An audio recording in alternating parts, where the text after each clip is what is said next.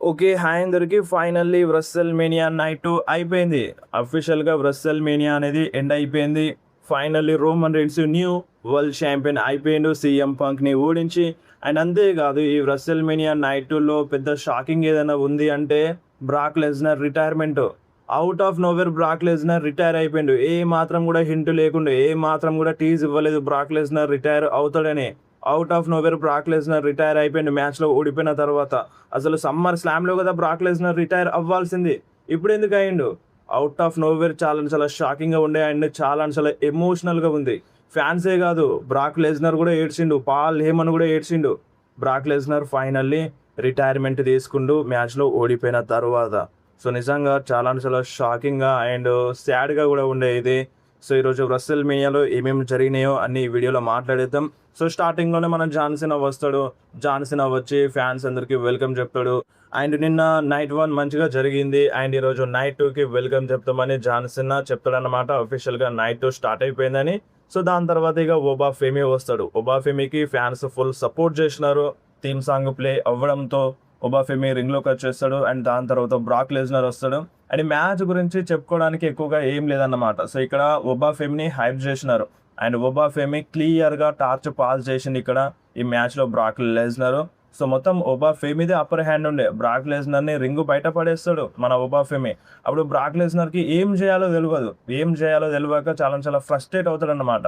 So అక్కడ క్లియర్‌గా అర్థమవుతుంది ఒబా ఫెమీని నెక్స్ట్ బిగ్ థింగ్‌లా చూపిద్దామని ఇక్కడ ఈ మ్యాచ్‌ని బుక్ చేసినారని. సో దాని తర్వాత బ్రాక్ లెస్నర్‌ది కొంచెం అప్పర్ హ్యాండ్ ఉంటది. సూప్లెక్స్ సిటీలు కొడతాడు.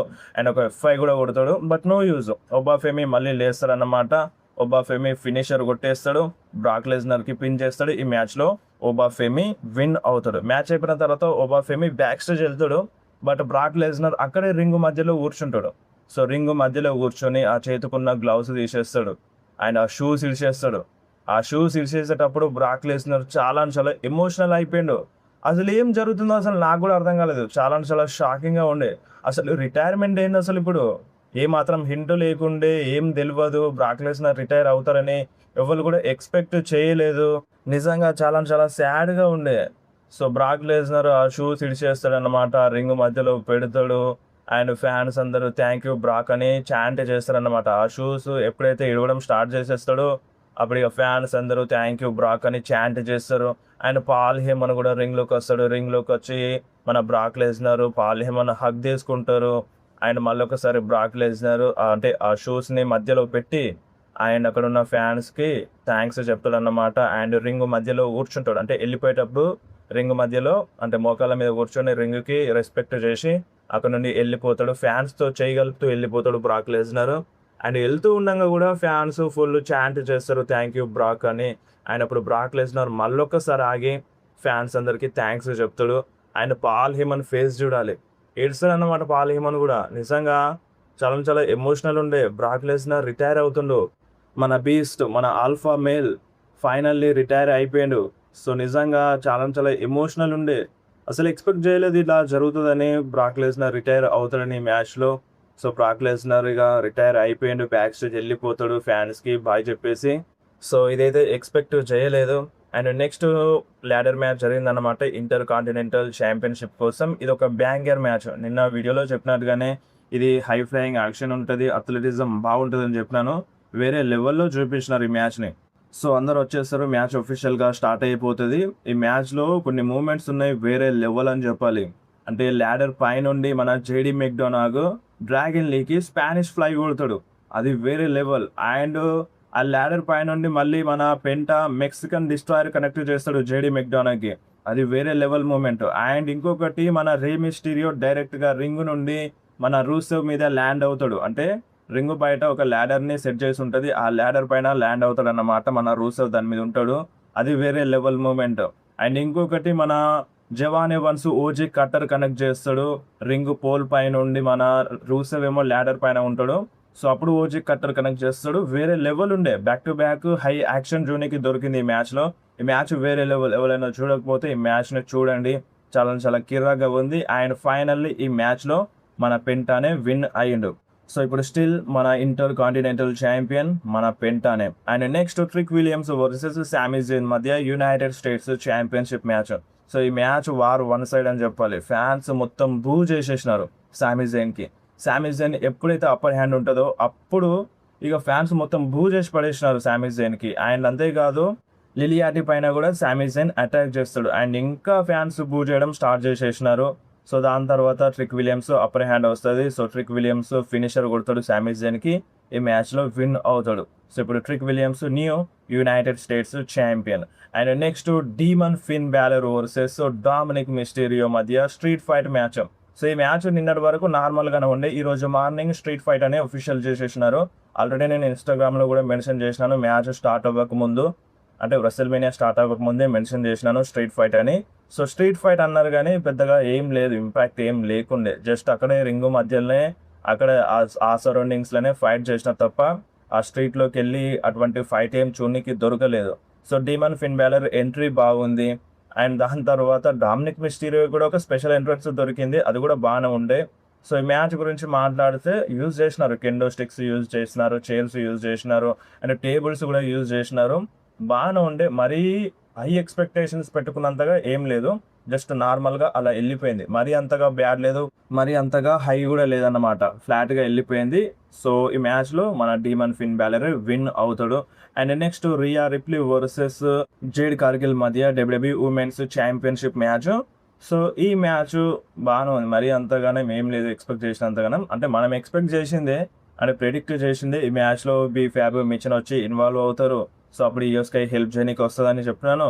సో అదే జరిగింది ఇక్కడ, ఇయో స్కై వస్తుంది, ఫ్యాబ్ పైన మిచిన్ పైన అటాక్ చేస్తుంది, రియా రిప్లీకి హెల్ప్ చేస్తుంది. సో ఫైనల్లీ రియా రిప్లీ ఈ మ్యాచ్లో విన్ అవుతుంది. సో ఇప్పుడు WWE women's champion, new WWE women's champion Rhea Ripley. And next మన జాన్ సినా వస్తారనమాట. సో జాన్ సినా వచ్చి అంటే ఎంతమంది ఫ్యాన్స్ వచ్చినారో అటెండెన్స్ చెప్తారన్నమాట. ఈ నైట్ 2కి అటెండ్ అయిన ఫ్యాన్స్ 55,255. సో టోటల్గా నైట్ 1 అండ్ నైట్ 2 కలుపుకుంటే 106,072 మంది ఈ రెస్ల్మేనియాకి వచ్చినారనమాట. టోటల్గా నైట్ 1కి అండ్ నైట్ 2కి కలిపి 106,072 మంది ఈ రెస్ల్మేనియాని చూనికి వచ్చినారు. అండ్ దాని తర్వాత మన జాన్ సినా ఫ్యాన్స్కి థ్యాంక్స్ చెప్తారన్నమాట, ఇంత సక్సెస్ చేస్తున్నందుకు. అంతలోనే మన మిజ్ వస్తాడు. సో మిజ్ వచ్చి ఏమంటాడంటే, అంటే కిట్ విల్సన్ కూడా వస్తారు, ఇద్దరు వస్తారు. మిజ్ వచ్చి ఇప్పుడు నేను లాకర్ రూమ్ లీడర్ని, నేను నడిపిస్తాను, నేను మెంటర్గా ఉంటానని, ఇది నా రెస్ల్మేనియా మూమెంట్, ఇది నాకు మూమెంట్ కావాలన్నట్టుగా ఈ రెస్ల్మేనియాలో ఈ టైప్లో మిస్ అంటాడు, మాకు రెస్పెక్ట్ కావాలని ఈ టైప్లో అంటూ ఉంటాడు. అండ్ అప్పుడు జాన్సన్ ఏమంటాడంటే మిస్తో షేకన్ కలిపి, సరే సరే మిస్ తీసుకో, నీ మూమెంట్ నువ్వు తీసుకో అని, అంటే నీ పేరు తెలియదు, నువ్వెవరో నాకు తెలియదు అన్నట్టుగా కిట్ విల్సన్ని ఎక్కిరిస్తాడు మన జాన్సన్. ఈ టైప్లో చెప్పి జాన్సన్ పక్కకి వెళ్తాడు, అంటే మీ మూమెంట్ కదా తీసుకోండి, ఎంజాయ్ చేయండి అన్నట్టుగా ఈ టైప్లో జాన్సన్ రింగ్ కార్నర్లోకి వెళ్ళిపోతాడు. అండ్ మిస్ మాట్లాడుతూ ఉంటాడు. అంతలోనే డాన్ హౌజన్ థీమ్ సాంగ్ ప్లే అయిపోతుంది. డాన్ హౌజన్తో పాటు చిన్న మినీ డాన్ హౌజన్స్ కూడా వస్తారనమాట, కార్లో వస్తారు మన డాన్ హౌజన్. ఫైనల్లీ రింగ్లోకి ఎక్కుతారనమాట. రింగ్లోకి ఎక్కి అంటే మాట్లాడతాడు. సో ఏమంటాడంటే డాన్ హౌజన్కి కూడా రెస్ల్మేనియాలో ఒక మూమెంట్ దొరికింది, ఇది డాన్ హౌజన్ రెస్ల్మేనియా అన్నట్టుగా అంటాడనమాట, హౌజన్ మేనియా అని. అండ్ ఒకరి గురించి చెప్పాలి, నీ గురించి చెప్పాలి అని జాన్సన్ అని చూపిస్తాడు. అంటే జాన్సన్ దగ్గరికి వెళ్ళి, అంటే నీకు నేను పెద్ద ఫ్యాన్ని, నీ వర్క్ అంటే నాకు చాలా ఇష్టం అన్నట్టుగా డాన్ హౌజన్ జాన్సన్కి చెప్తాడు షేక్ హ్యాండ్ ఇస్తూ.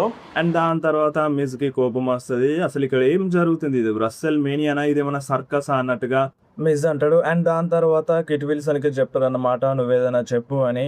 అండ్ అప్పుడు కిట్ విల్సన్ వచ్చి మీరంతా టాక్సిక్ అని చెప్పి అక్కడ ఒక మినీ డాన్ హౌజన్ని తోసేస్తాడు. సో దాని తర్వాత ఎక్రిన్ చేస్తాడు ఇక కిట్ విల్సన్ వాళ్ళందరికీ.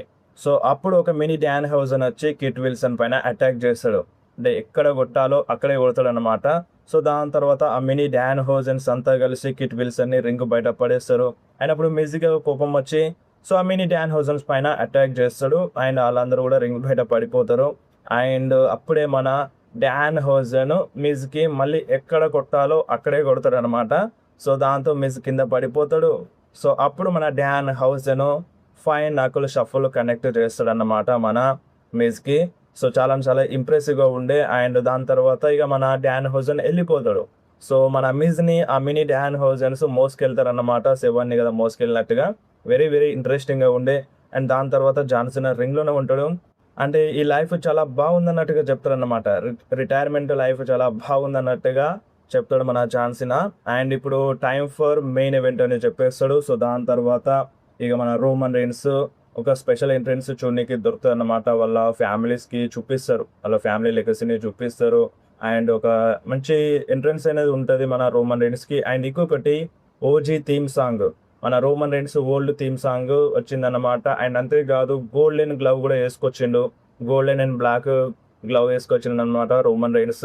So finally Roman Reigns ring లోకి వచ్చేస్తాడు. అండ్ సీఎం పంక్ కూడా ఒక మంచి ఎంట్రన్స్ దొరికింది. So CM Punk Roman Reigns ఇద్దరు వచ్చేస్తారు. మెయిన్ ఈవెంట్ మ్యాచ్ అఫీషియల్ గా స్టార్ట్ అయిపోతుంది. సో ఇద్దరు మార్క్ చేసుకోవడమే ఎక్కువగా ఉంది. సో ట్రాష్ టాక్ అయితే మామూలుగా లేదు ఈ మ్యాచ్ లో, వేరే లెవెల్లో ఉండే Roman Reigns and CM punk మధ్య ట్రాష్ టాక్ మామూలుగా లేదు. అండ్ సీఎం పంక్ వేరే లెవెల్లో ఎక్రించేస్తాడు రోమన్ రైన్స్ ని, అండ్ రోమన్ రైన్స్ కూడా సీఎం పంక్ ని ఎక్రించేస్తాడు. అంటే నువ్వు ఇంకొకసారి మార్క్ చేయకు, ఇది మార్క్ చేస్తావా, చేస్తావు ఇప్పుడు ఇప్పుడు మార్క్ చేసే దినం కాదురా బాబు, ఇప్పుడు ఫైట్ చేసేది, ఇప్పుడు ఇది మాట్లాడుకునేది కాదు, ఇప్పుడు ట్విట్టర్లో ట్వీట్లు వేసుకునేది కాదు, ఇప్పుడు ఫైట్ చేసుకునేది అన్నట్టుగా ఈ టైప్లో ట్రాష్ టాక్ మాట్లాడతారు. మామూలుగా లేకుండా ఇంకా చాలా మాట్లాడినారు, అవి క్లారిటీగా వినబడలేదు. సో అప్పుడు మనకి అంటే కొద్దిసేపటి తర్వాత డబ్ల్యూడబ్ల్యూఈ రిలీజ్ చేస్తుంది, యూట్యూబ్లోనైనా ఇన్స్టాగ్రామ్లోనైనా వేరే లెవెల్లో ఉండే. సో మ్యాచ్ అయితే వేరే లెవెల్ ఉంది. అండ్ ఇంకొకటి మన సీఎం పంక్కి కుమ్మేసిన Roman Reigns back to back 3 Superman పంచులు కొడతాడు. అంటే మన సీఎం పంక్ కాలు ఆ రోప్స్లో ఇరకపోతుంది అన్నమాట. సో అప్పుడు రోమన్ రైన్స్ 3 సూపర్ మ్యాన్ పంచులు కొడతాడు అండ్ స్టీల్ స్టెప్స్తో అటాక్ చేస్తాడు. సో అప్పుడే మన సీఎం పంక్కి బస్టర్డ్ ఓపెన్ అవుతుంది. అండ్ అంత రక్తం వచ్చినా సరే సీఎం పంక్ మంచిగానే ఫైట్ చేసిండు. సో కౌంటర్ అటాక్ ఇచ్చిండు రోమన్ రైన్స్కి. అండ్ టేబుల్స్ పైన కూడా అటాక్ చేసిండు అన్నమాట. అంటే అనవసర టేబుల్ పైన రోమన్ రైన్స్ని పడుకోబెడతాడు. అండ్ సీఎం పంక్ ఏమో డైరెక్ట్గా మన రోమన్ రైన్స్ పైన దుంకుతాడు అన్నమాట. అండ్ అంతేకాదు రెఫరీ చూడక ముందు సీఎం పంక్ రోమన్ రైన్స్కి లోబ్లో కొట్టేస్తాడు అండ్ జీటీఎస్ ఇచ్చేస్తాడు. అయిపోయింది మ్యాచ్, కీలకదం అయిపోయింది అనుకున్నా, బట్ రోమన్ రైన్స్ కిక్అవుట్ చేసేసిండు. సో ఫైనల్లీ అండ్ అంతేకాదు గిల్టన్ లాగ్ కూడా ఇచ్చేసిండు మన రోమన్ రైన్స్ సీఎం పంక్కి. సో అయినా సరే సీఎం పంక్ ఓడిపోలేదు. ఇద్దరు కిరాక్గా ఫైట్ చేసినారు ఒక ముక్కలో చెప్పాలంటే, ఎవ్వరూ తగ్గలేదు. ఇప్పుడు సీఎం పంక్ ఓడిపోయినని సీఎం పంక్ ఏం తక్కువ కాదు, సీఎం పంక్ కూడా టఫ్ ఫైట్ ఇచ్చిన రోమన్ రైన్స్కి. అండ్ ఇంకొకటి మన సీఎం పంక్ ఫ్యాన్ దగ్గర నుండి ఒక ఉలఫాల తీసుకొస్తాడు, ఉలఫాల తీసుకొచ్చి మెడలో వేసుకొని స్పియర్ ఇద్దామని చూస్తాడు అన్నమాట రోమన్ రైన్స్కి, ఎక్రించేస్తాడు. అండ్ అప్పుడే మన రోమన్ రైన్స్ గిల్టన్ లాక్లో పడేస్తాడు. అయినా సరే సీఎం పంక్ తప్పించుకుంటాడు, 2 సార్లు వేసినా 2 సార్లు తప్పించుకుంటాడు. అండ్ ఫైనల్లీ రోమన్ రైన్స్కి బ్యాక్ టు బ్యాక్ జీటీఎస్ ఇద్దామని చూస్తాడు మన సీఎం పంక్, బట్ లిఫ్ట్ చేయలేకపోతాడు రోమన్ రైన్స్ని. సో అప్పుడే రోమన్ రైన్స్ స్పియర్ కొడతాడు అన్నమాట, సీఎం పంక్కి కవర్ చేస్తాడు, పిన్ కౌంట్ అయిపోతుంది. ఈ మ్యాచ్లో రోమన్ రైన్స్ విన్ అవుతాడు. ఇప్పుడు Roman Reigns new world heavyweight champion అయిపోయాడు. అండ్ మ్యాచ్ అయిపోయిన తర్వాత రోమన్ రైన్స్ వాళ్ళ ఫ్యామిలీ దగ్గరికి వెళ్తాడు. అంటే మన రోమన్ రైన్స్ వాళ్ళ కొడుకులు అండ్ కూతురు అండ్ వైఫ్ కూడా వస్తుంది అన్నమాట, వాళ్ళతో సెలబ్రేట్ చేసుకుంటాడు. సో ఇక్కడే ఈరోజు రెస్సెల్మేనియా అఫీషియల్గా ఎండ్ అయిపోయింది. మీకు ఎట్లా అనిపించింది ఈ రెస్సెల్మేనియా నైట్ 2 అండ్ నైట్ 1 కింద కామెంట్లో మెన్షన్ చేయండి. నాకైతే షాకింగ్ ఏదైనా ఉందంటే బ్రాక్ లెస్నర్ రిటైర్మెంట్, అండ్ ఇంకొకటి బ్యాంగర్ మ్యాచ్ అంటే main event match and ladder match. ఈ 2 మ్యాచెస్ అయితే చాలా కిరాక్గా నచ్చినాయి నాకు. సో మీకు ఏ మ్యాచ్ నచ్చింది పర్సనల్గా కింద కామెంట్లో మెన్షన్ చేయండి. అండ్ ఇంకొకటి చాలా అంటే చాలా అప్డేట్స్ వచ్చినాయి, కిరాక్ అంటే కిరాక్ అప్డేట్స్ వచ్చినాయి. సో అప్డేట్స్ వీడియో కూడా తొందరగానే తీసుకొస్తాను మీకోసం, మీరు వెంటనే యాక్టివ్ ఉండండి.